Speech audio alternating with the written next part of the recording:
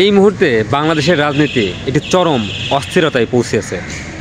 ঠিক গরম পানি যেরকম টকবক করে ফুটে 100 ডিগ্রি সেন্টিগ্রেড তাপমাত্রায়, ঠিক তেমন একটা অবস্থা। রিসেন্টলি জামাত ইসলামের আমির যুক্তরাষ্ট্রভিত্তিক একটি বাংলা টেলিভিশন সেন্টারকে সাক্ষাৎকার দিয়েছেন। তিনি বলেছেন 1971 সালে বঙ্গবন্ধুর ভূমিকা নিয়ে প্রশ্ন করা যায় না। তিনি আরও বলেছেন যে ভাসানীর দল স্বাধীনতা যুদ্ধের কথা বললেও তার দল কিন্তু সরাসরি মুক্তিযুদ্ধে অংশগ্রহণ করতে পারেনি। এবং তিনি আরও উল্লেখ করেছেন স্বাধীনতা যুদ্ধের ঠিক মুহূর্তে বঙ্গবন্ধু জেলে থাকলেও তার যে ইমেজ ছিল, তার যে ক্যারেক্টারিস্টিক ছিল, তার যে কথা বলার ভঙ্গি ছিল, এবং তিনি যে মানুষকে এক জায়গায় নিতে পারতেন, সেটি 1971 সালের রণাঙ্গনে অর্থাৎ মুক্তিযুদ্ধের যুদ্ধক্ষেত্রে মানুষ কাজে লাগিয়েছে এবং যুদ্ধ করেছে। তাহলে কিছুদিন আগে যে দলটি আওয়ামী লীগকে ফ্যাসিবাদী বলেছিল এবং অনেকেই বঙ্গবন্ধুকে অপ্রাসঙ্গিক হিসেবে চিন্তা করেছিল, তাদের অবস্থানটা আসলে কী? ডাক্তার শফিকুর রহমান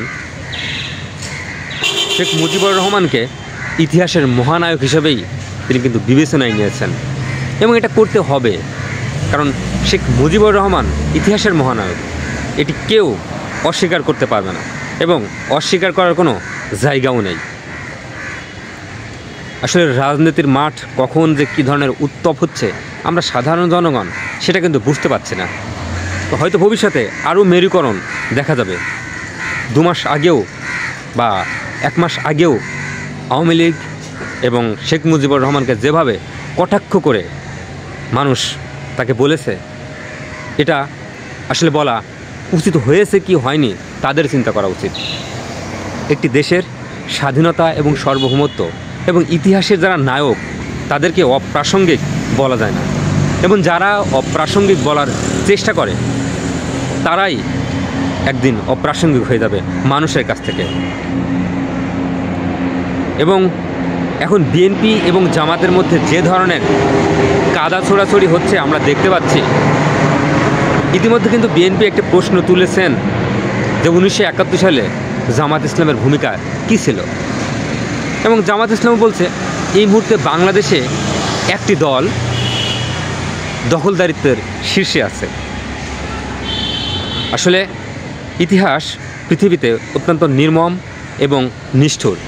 সত্য অবশ্যই একদিন উদ্ঘাটিত হবে। যেমনটি জামাত ইসলামের আমির ইতিহাসের মহানায়ক বলে উল্লেখিত করেছেন ইতিমধ্যে। আমরা সামনের রাজনীতি কি হয় সেটা আসলে দেখব, তখন আবার কথা বলবো।